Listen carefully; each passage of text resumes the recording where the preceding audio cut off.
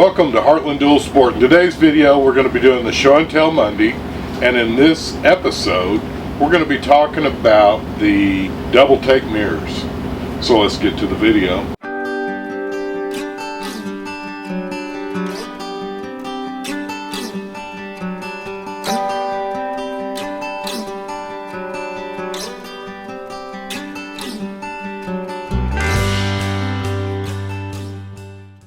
Again, thanks for tuning in to Heartland Dual Sport. If you're new to our channel, I'd like to introduce myself. My name is Dale and I'll be your host for Heartland Dual Sport.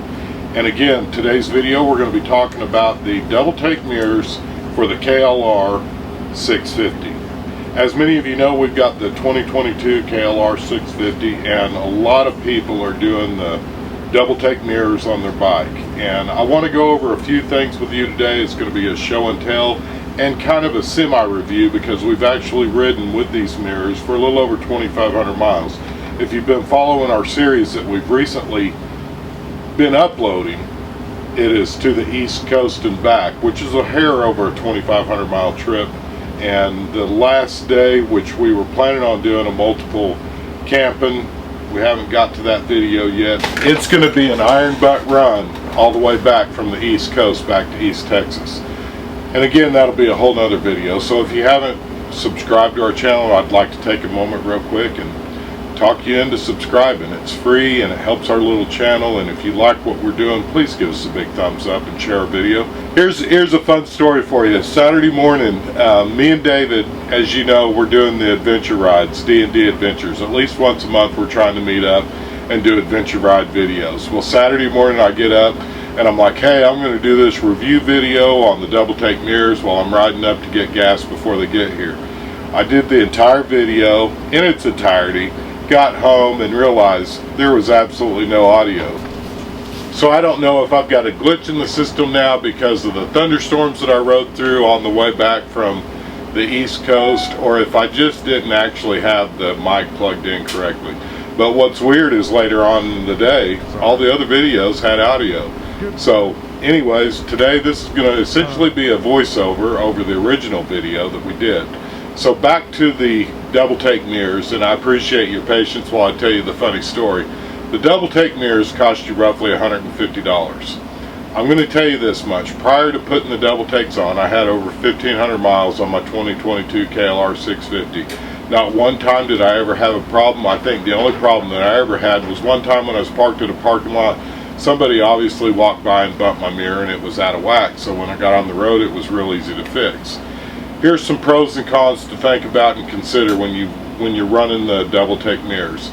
If you tighten them things down tight enough that the wind isn't going to blow them, if you're riding especially interstate rides in a windy day, you can't just grab it and move it like you could the standard mirrors that come on the bike from the factory.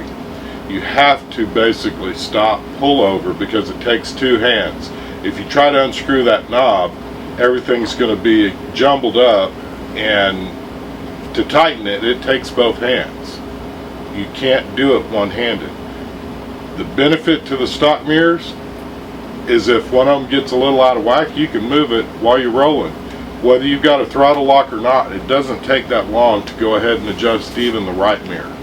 Now, second to that is if you're riding in brush so thick or riding that close to trees, you know one of the big selling points about the double take mirrors is you can fold them in out of the way when you're riding. If you're riding through brush that's that thick or trees that are that thick, I want you to understand that your handlebars are going to be hitting the same trees or brush. So is it a benefit to actually fold them in? I don't know. I can tell you this much, the way I intend to ride my KLR, I don't intend to take it on single track stuff. Yes, I may get out in the brush sometime, but at that point does it really matter if your stock mirrors get out of whack? So as far as pros and cons, the double take mirrors, they look really cool on one hand. On the other hand, it's also a big clunky ram mount that's on a 3 or 4 inch extension, which actually in my mind kind of takes away from some of the views that you'd be looking at. I would like to hear you guys' input. You guys are watching my video. Which looks better, the little stock mirrors that are kind of not really in the way when you're watching my videos, or the big huge, for lack of better words, ram mounts? Again, it's all personal preference. Now, the downside, like I said, when you're riding, you can't adjust it with one hand like you can the stock. It takes both hands because you have to unscrew the deal and then hold the mirror where you need it to be and tighten it back up. I had both my mirrors adjusted nicely. We haven't got to the iron butt run, so I can't really explain how that run went, but I can tell you this: I rode through a thunderstorm. It was bad enough that there was a lot of riders that had pulled underneath an underpass when I was going through Georgia. And that is a whole nother story that I'm going to expand on when I do the iron butt video. But my mirrors, both of them, kind of tilted in a little bit between the wind and the rain, and throughout this, what I'd call a more treacherous ride, now I really am struggling to see the traffic behind me because the mirrors slipped.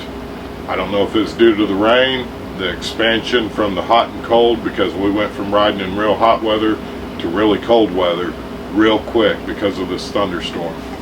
And the only thing I can tell you, it was very difficult for me to see what was behind me because the mirrors, both of them, at basically the same time, kind of caved in, if you will. My mirrors were tightened up so tight that I couldn't tighten them anymore without a pair of pliers. I can't explain that other than I can say this. You guys know, if you've been watching our content, we rode from here to Oklahoma City. Same scenario. It wasn't supposed to be raining that day. I had on all my summer gear and I got caught up in a thunderstorm riding from here to Oklahoma City. Over half of that ride I rode in the thunderstorm. My mirrors that were stock, I never had any of those problems. So anyways, at the end of the day, the best I can do as a YouTube content creator is try to present you some of the facts that I have personally gained and personal knowledge of things that could go wrong. Here's where I'm at on it. If you think the double take are cool and you're going to be riding a lot of single track and you want to fold them in, be mindful your handlebars are still going to be hitting the same amount of brush. You will probably, and I guess the best way for me to answer this, is it worth the money for the KLR? If you're riding like I do and you're doing back roads and you're doing adventures and you're doing long tours across the country, I would save that money. That $150 would buy you a great hotel room for one night. It would buy you a great state park camping trip for upwards of 6 or 7 nights at $20 a piece. In the future, you will probably not see the double take mirrors on my bike anymore, simply because I just can't recommend them. For me, they're not going to work. If I had a dual sport, let's say that we end up with that KLX 300, they'll probably be on it. But that bike's designed for single tracks. And again, guys, if you like our video, give us a big thumbs up. We appreciate your likes, comments, and subscribes. I hope that this video has been able to answer a lot of questions. We were not given the double take mirrors. We bought them with our own hard-earned money. And all I can do is give you a fair and honest, impartial review, the best that I can in the best way that I know how. And in my mind, I'd rather spend that $150 on making memories and planning another adventure. And with that said, know this: we're fixing to go up north. It was hot all the way out to the East Coast to go swim in the Atlantic Ocean. If you haven't subscribed to our channel, I'd love to talk you into it so that way you don't miss the next video of that multi-day, multi-camping trip all the way to the East Coast from Texas.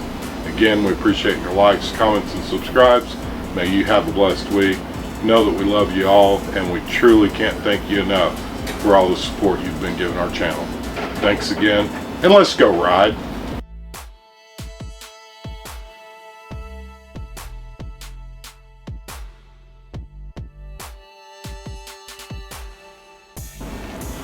Did you hit record? What do you mean, did I hit record?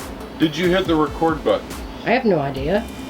I just did that entire spiel for the 3rd time. Well, then let's hope I hit the record button.